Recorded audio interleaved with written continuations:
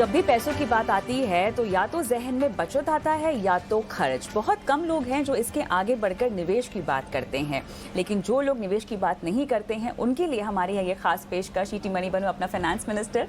नमस्कार, मैं हूँ आपके साथ कविता थपलियाल। तो चलिए शुरुआत करते हैं आपकी आज की फाइनेंशियल प्लानिंग की, और सबसे पहले देखते हैं क्या है खास ऑन द शो। सोने में पहली बार निवेश की रणनीति बनाना चाहते हैं तो जाने निवेश का सही तरीका। सोने के किस निवेश में है कितना मुनाफा, आज बताएंगे। 31 मार्च की डेडलाइन में बस कुछ ही दिन बचे। जाने टैक्स सेविंग निवेश के विकल्प और क्यों जरूरी है हर साल निवेश राशि को बढ़ाना, होगा हमारी आज की खास पेशकश में।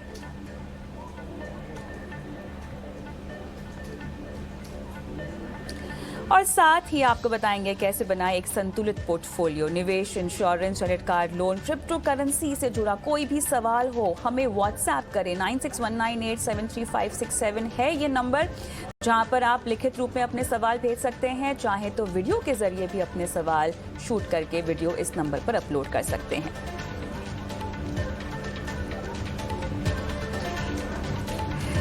आज की पेशकश बेहद खास है, इसीलिए क्योंकि हम आपको बताने वाले हैं कि अगर अभी तक आपने सोने में निवेश नहीं किया है और पहली बार अगर आप सोने में निवेश करने जा रहे हैं तो कौन सा निवेश विकल्प का आपको चुनाव करना चाहिए। ये इसीलिए भी हम कर रहे हैं क्योंकि हम देख रहे हैं कि सोने की कीमतों में तेज़ी दिखाई दे रही है। अक्सर ऐसे ही होता है, जब भी हम सेफ हेवन डिमांड आती हुई देखते हैं तो सोने की कीमतें तेज़ी से ऊपर जाती हैं। तो इस तरह के माहौल में क्या ये सही समय है सोने में पैसे लगाना? अगर आप ऑलरेडी एक इन्वेस्टर हैं तो क्या आपको अपना निवेश बढ़ाना चाहिए? इन्हीं सब बारीकियों पर आज विस्तार से बात करेंगे ईटी मनी के सीओओ संतोष नवलानी के साथ। हमारे साथ जुड़ गए हैं संतोष। गुड इवनिंग संतोष, स्वागत है आपका।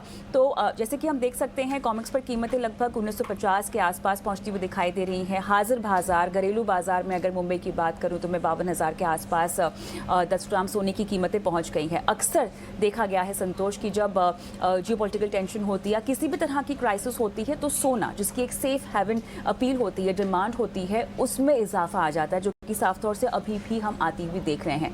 मुझे ये बताएं कि अगर मैं एक दशक की बात करूं तो सोने ने हमेशा से ही क्या जब सेफ हेवन डिमांड आती है तो इस तरह का ही रिटर्न दिया है? तेजी के पीछे अमूमन क्या कारण होते हैं? कविता, गोल्ड सोना गोल्ड इज एक ऐसा एसेट है जो कि बहुत वर्स्ट टाइम पे ही परफॉर्म करता है। देखा जाए तो अगर आप देखेंगे पिछले 10 साल में, तो मैं नहीं बोलूंगा, 12-13 साल का अगर आप टाइम पीरियड लेंगे तो सबसे पहले गोल्ड में तेजी हमने देखी थी 2008 में जब ग्लोबल फाइनेंशियल क्राइसिस हुआ था। तो 2008 से लेके 2012 तक अगर आप देखेंगे तो गोल्ड ने 21% का कैगर दिया था 4 या 5 साल के पीरियड में, और उसके बाद गोल्ड में कोई रिटर्न नहीं आया। लेकिन उस टाइम पे आप देखेंगे तो मार्केट में भी स्टेबिलिटी थी, या कोई ना ग्लोबल क्राइसिस था ना जियोपॉलिटिकल इश्यूज थे। तो 2012-13 या से 18 तक गोल्ड ने कोई रिटर्न नहीं दिया। लेकिन आप फिर 2019 में देखेंगे जब यूएस और चाइना का ट्रेड वॉर या ट्रेड के इश्यूज को लेके काफी पॉलिटिकल इश्यूज आ रहे थे ऑन एंट्री बैरियर्स और ट्रेड बैरियर्स को लेते हुए, तो 19 में और 20 में गोल्ड ने काफी अच्छा रिटर्न दिया। 19 में बिकॉज ऑफ यूएस और चाइना इशू, और 2020 में आप देखेंगे तो जब कोविड की पहली वेव आई थी तो काफी अच्छा रिटर्न गोल्ड ने दिया 2020 में। आई थिंक ऑलमोस्ट 27% का रिटर्न गोल्ड ने 2020 में दिया, ऑन टॉप ऑफ 20% इन 2019। लेकिन फिर से 2021 में जब पूरे वर्ल्ड को लगा कि कोविड इश्यूज हमारे बैक बर्नर में हैं, या वैक्सीनेशन स्ट्रांग हो रहा है और पूरा वर्ल्ड सीख रहा है कि कोविड में कैसे ऑपरेट करना है, तो 2021 में रिटर्न फिर से कम हो गया, या ऑलमोस्ट शायद नुकसान ही हुआ गोल्ड में लोगों का बाय अबाउट 2 परसेंटेज पॉइंट्स। लेकिन अभी फिर से आप 2022 देखेंगे तो यूक्रेन और रशिया का जो जियोपॉलिटिकल इश्यूज चल रहे हैं, तो गोल्ड ने ऑलमोस्ट 10% के आसपास रिटर्न दे दिया है सिर्फ 2022 में।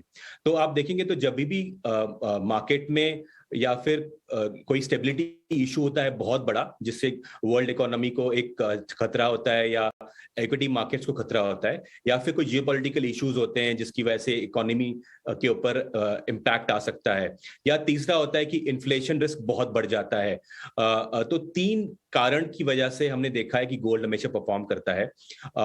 और अगर आप देखेंगे इक्विटी और गोल्ड हम इनको बोलते हैं नेगेटिवली कोरिलेटेड हैं। तो जब इक्विटी बहुत अच्छा रिटर्न दे रहा होता है तो शायद ही गोल्ड आपको रिटर्न देगा, लेकिन जब इक्विटी बहुत खराब कर रहा होता है तो शायद बहुत ज्यादा चांस है गोल्ड आपको अच्छा रिटर्न देगा।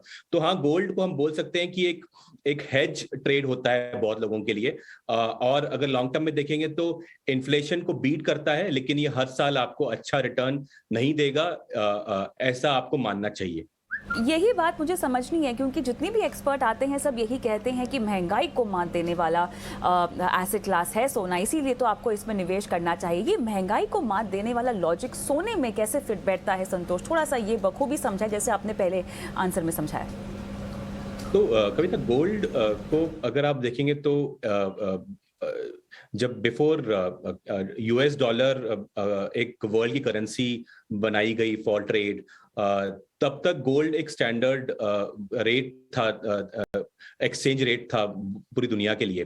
तो जब गोल्ड स्टैंडर्ड को काइंड ऑफ ब्रेक किया गया तो डॉलर में जब ही इंटरेस्ट लोगों का आया और डॉलर एज एक्सेप्टेबल करेंसी बना ट्रेड के लिए, तो गोल्ड का इंटरेस्ट, लोगों का इंटरेस्ट इन गोल्ड कम हो चुका है। लेकिन अभी भी उस चीज को एक एक्सचेंज की क्या बोलते हैं मैकेनिज्म माना जाता है कि गोल्ड की वैल्यू होती है जिसको पुराने जमाने में करेंसी बोला जाता था। तो जब भी इन्फ्लेशन बहुत बढ़ जाता है, इसका मतलब ये होता है कि पैसे की वैल्यू कम हो रही है। आप जो आज चीज खरीदते हैं कुछ रुपयों में या कुछ पैसों में, वो आज 1 साल बाद आपको महंगी हो जाएगी बिकॉज आपकी पैसे की वैल्यू कम हो गई। उसको ऐसा ऐसा पढ़ सकते हैं या बोल सकते हैं। तो जब पैसे की वैल्यू कम होती है तो जो ऑल्टरनेट पैसे का एक सोर्स था या रिप्रेजेंटेशन था या एक ऑल्टरनेटिव था, वो था गोल्ड। तो आज गोल्ड में इंटरेस्ट बढ़ जाता है और लोग गोल्ड खरीदना शुरू कर देते हैं, क्योंकि पैसे की वैल्यू कितनी कम होगी किसको पता नहीं है। तो आदमी इन्वेस्टर्स इसको देखते हैं कि मैं अपने पैसे को हेज कर लूं, अपनी परचेसिंग पावर को प्रोटेक्ट कर लूं, और ऐसी कोई करेंसी में पैसा लगाऊं जो कि शायद अभी इन्फ्लेशन के हिसाब से नहीं गिरेगी। तो वो गोल्ड मानी जाती है कि जैसे पैसे की वैल्यू बढ़ेगी उतनी गोल्ड की पैसे बढ़नी चाहिए। जब मार्केट में इन्फ्लेशन आता है मतलब पैसे की वैल्यू गिरने वाली है, तो आप गोल्ड खरीदते हैं। तो यही एक प्राइमरी रीजन है जब लोगों को गोल्ड में इंटरेस्ट आता है। लेकिन चलिए, अब जिन लोगों को इंटरेस्ट आ चुका है उन्हें कहाँ कहाँ और कैसे कैसे इन्वेस्ट करना चाहिए इसकी बारीकी ऊपर जाते हैं। शुरुआत में करना चाहती हूँ फर्स्ट टाइम इन्वेस्टर से। अमूमन हम कहते हैं संतोष कि आपके पास आपके पोर्टफोलियो में डाइवर्सिफिकेशन के लिहाज से सोना होना चाहिए, लगभग 5 से 10% तो होना ही चाहिए। लेकिन बहुत सारे लोग इसको समझते हैं गहने के रूप में खरीद लेना, सिक्के या गिन्नियों के रूप में खरीद लेना, जो अक्सर हम देखते हैं कि दशहरा हो गया, दिवाली हो गया, कोई भी शुभ मुहूर्त में खरीदारी होती है, तो लोग इस तरह समझते हैं कि हमारे पास पर्याप्त सोना है। कैसे इस तरह के निवेश से हटकर हमें जो वाकई में इन्वेस्टमेंट व्हीकल्स हैं, ऑप्शंस हैं, उनकी ओर रुख करना चाहिए, और उसमें भी सबसे पहला विकल्प आप कौन सा चुनेंगे? तो कविता, मार्केट में अगर आप इस टाइम पे देखेंगे तो गोल्ड में इन्वेस्ट करने के मल्टीपल तरीके हैं। अगर हम फिजिकल गोल्ड को कुछ टाइम के लिए साइड में रखें तो सबसे पहले एक इन्वेस्टमेंट अपॉर्चुनिटी आती है सॉवरेन गोल्ड बॉन्ड में, दूसरी है गोल्ड एक्सचेंज ट्रेडेड फंड्स में, तीसरी होती है गोल्ड म्यूचुअल फंड्स में, जो कि म्यूचुअल फंड्स एक गोल्ड फंड्स के तौर पे ऑफर करते हैं as mutual fund companies, and चौथा है डिजिटल गोल्ड। तो इन चारों को आप तुलना करेंगे तो सब हर इन्वेस्टमेंट ऑप्शन में कुछ फायदे हैं, कुछ लिमिटेशंस हैं। आप इनको समझेंगे तो आप पता कर सकते हैं कि आपके लिए कौन सा इन्वेस्टमेंट ऑप्शन बेटर रहेगा। तो शुरुआत करते हैं सॉवरेन गोल्ड बॉन्ड से। अगर आप सॉवरेन गोल्ड बॉन्ड देखेंगे तो ये गवर्नमेंट ऑफ इंडिया से एक बॉन्ड के तौर पे इशू किया जाता है, और हर 2-3 महीने में या वीक्स की फ्रीक्वेंसी पे आरबीआई इसको मार्केट में देता है through financial institutions, banks, brokers, आप उनसे ले सकते हैं। और इसमें सबसे बड़ा इम्पॉर्टेंट एस्पेक्ट समझने के लिए ये है कि इसमें लॉक इन होता है 5 साल का। 5 साल के बाद आप इसको मार्केट में बेच सकते हैं या लेके सकते हैं, पैसे वापस ले सकते हैं, या फिर आपको मैच्योरिटी पे पैसा मिलेगा 8 साल के बाद। लॉक इन के बाद सबसे महत्वपूर्ण इम्पॉर्टेंट एस्पेक्ट ये है कि ये आपको 2.5% इंटरेस्ट के रूप में रिटर्न देता है। हर 6 महीने में आपको पैसा क्रेडिट किया जाए आपके बैंक अकाउंट में, तो 2.5% आपको एक रिटर्न मिलता है आउट ऑफ नोवेयर, जो आपकी गवर्नमेंट ऑफ इंडिया देती है आपको। और अगर 8 साल तक आप ये पैसा रखते हैं अपने पास, तो गोल्ड की मार्केट वैल्यू के हिसाब से आपको पैसे आपके अकाउंट में आ जाएंगे उस साल के 2.5% के साथ, इंटरेस्ट के साथ। तो अगर आप देखेंगे तो एक गवर्नमेंट ऑफ इंडिया का बैक्ड प्रोडक्ट है, जिसमें सॉवरेन रिस्क, अगर हम बोलेंगे गवर्नमेंट ऑफ इंडिया अगर इस पे डिफॉल्ट करती है तो ही एक रिस्क है आपको है, अदरवाइज गोल्ड का मार्केट रिस्क आपको लेना पड़ेगा, जो आपको 8 साल के बाद पता चलेगा कि आपने रिस्क लिया, कि आपने रिटर्न कमाया। लेकिन अगर देखें तो पिछले 40 सालों में सिर्फ 8 साल ऐसे हैं जिसमें गोल्ड में नेगेटिव रिटर्न आया है, और वो नेगेटिव रिटर्न बहुत ज्यादा नहीं होता है।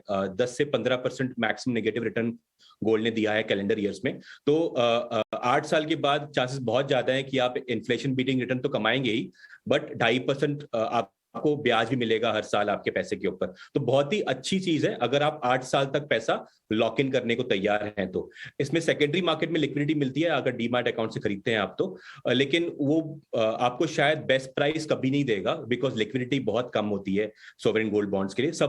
हर इन्वेस्टर इसको शायद रखने के लिए, 8 साल के रखने के लिए ही इन्वेस्ट करता है। लेकिन सबसे बढ़िया ऑप्शन है अगर आप लॉन्ग टर्म गोल्ड में इन्वेस्ट करना चाहते हैं तो, जैसे आपने बताया कि बहुत सारे फाइनेंशियल प्लानर्स रिकमेंड करते हैं 5 से 10% आपका पैसा गोल्ड में होना चाहिए, तो इससे अच्छा तरीका नहीं है गोल्ड में इन्वेस्ट करने का हमारे हिसाब से। तो एक चीज जो मुझे सॉवरेन गोल्ड बॉन्ड से जुड़ी हुई पूछनी है आपसे, वो ये है कि बहुत अच्छी बात है, देखिए यहाँ पे हमें 2.5% मार्केट प्राइस से आपको ज़्यादा रिटर्न मिलता है। बहुत सारे लोगों को दिक्कत होती है शायद 8 साल का लॉक इन सुनकर, लेकिन ये उनके भले के लिए होता है, बिकॉज हम यहाँ पे आपके पोर्टफोलियो का हिस्सा बना रहे हैं गोल्ड इन्वेस्टमेंट को। लेकिन बहुत सारे लोगों को ये भी सवाल होता है कि अब जो सॉवरेन गोल्ड बॉन्ड होता है संतोष, वो चरणों में, किश्तों में जारी किया जाता है। क्या हम पहले की किश्त या पहले की चरण की गोल्ड बॉन्ड को खरीद सकते हैं जो शायद कम कीमत पर अवेलेबल हो, या वाकई में कोई कम कीमत पर अवेलेबल किश्त को खरीदना सही होता है? ये प्रक्रिया और सही तरीका क्या होगा? तो कविता आप खरीद सकते हैं सेकेंडरी मार्केट में। आप पुराने जो सीरीज में गोल्ड बॉन्ड आए होंगे आप उनको खरीद सकते हैं, लेकिन मार्केट में लिक्विडिटी कम होने के वजह से शायद आपको प्राइस पता नहीं चले क्या होना चाहिए, क्योंकि या फिर वो प्राइस जो इन्वेस्टर उसको बेचना चाहेगा वो एक डिस्ट्रेस सेल कर रहा होगा, अगर उसको नुकसान में निकालना होगा तो वो आपको लक के थ्रू मिलेगा अगर आप लकी हैं तो। लेकिन कोई भी इसको आसानी से बेचेगा नहीं, क्योंकि हर आदमी, हर इन्वेस्टर जब इन्वेस्ट करता है तो उसको पता होता है कि ये लॉक इन प्रोडक्ट 8 साल का है, तो लिक्विडिटी बहुत कम है, तो शायद आपके चांसेस लेस प्राइस पे खरीदने के कम होंगे। लेकिन अगर आपको सही मार्केट प्राइस पे मिलता है तो बुराई नहीं है, लेकिन ये महत्वपूर्ण पॉइंट ये कि आपको टैक्स एडवांटेज नहीं मिलेगा, क्योंकि आपने इसको सेकेंडरी मार्केट में लिया है और 8 साल पूरे खत्म नहीं करे हैं, तो इसका बेनिफिट जो मिलता है टैक्स फ्री रिटर्न्स के हिसाब से वो शायद आपको नहीं मिलेगा। लेकिन अगर आपका क्वेश्चन ये है कि ये मिल सकता है तो यस, ये मिल सकता है, लेकिन प्राइस क्या मिलेगा उसका कोई गारंटी नहीं है कि आपको कम में मिलेगा कि ज्यादा में मिलेगा। समय लगभग खत्म हो चुका है संतोष, लेकिन फिर भी gold mutual fund, gold ETF और डिजिटल गोल्ड, जो कि आजकल एक नया जरिया बन चुका है और लोगों को काफ़ी आकर्षित भी कर रहा है, इनमें से अगर चुनाव करना हो तो आपके लिए सेकंड बेस्ट इन्वेस्टमेंट ऑप्शन कौन सा होगा?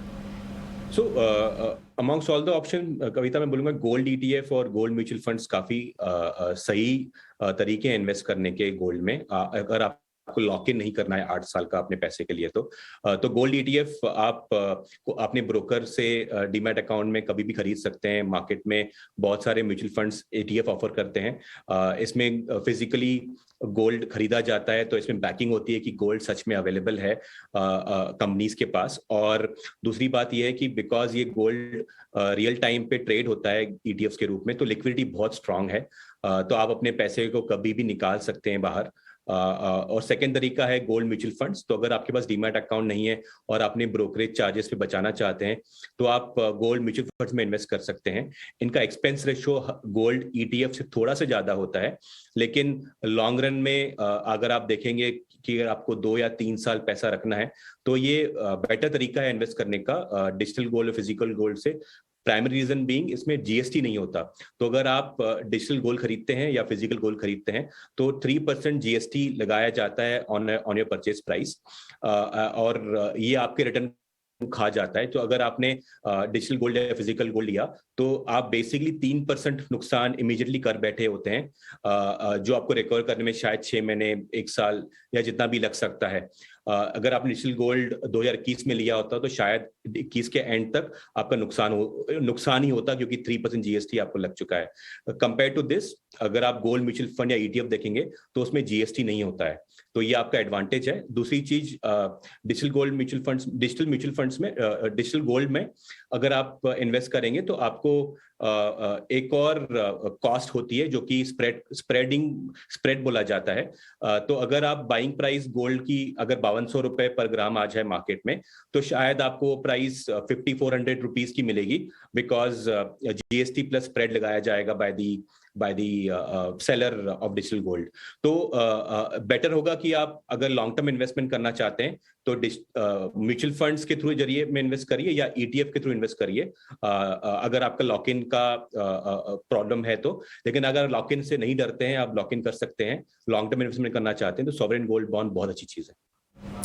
और संतोष, तमाम बारीकी आपने बताई है गोल्ड इन्वेस्टमेंट में, और sovereign gold bond definitely list में पहले नंबर पर आता है, जहां पे आपको 2.5% का फ़ायदा होता है मार्केट प्राइस पर। और इसके अलावा अगर आप देखें तो गोल्ड ईटीएफ या गोल्ड म्यूचुअल फंड भी एक बहुत बढ़िया तरीका है अपने पोर्टफोलियो में सोने को शामिल करने का, या अगर आपके पास ऑलरेडी गोल्ड पोर्टफोलियो में है तो आप निवेश बढ़ा भी सकते हैं। बहुत बहुत धन्यवाद संतोष, आपने समय निकाला और बारीकी से इस पर समझाइश दी है। लेकिन हम शो को आगे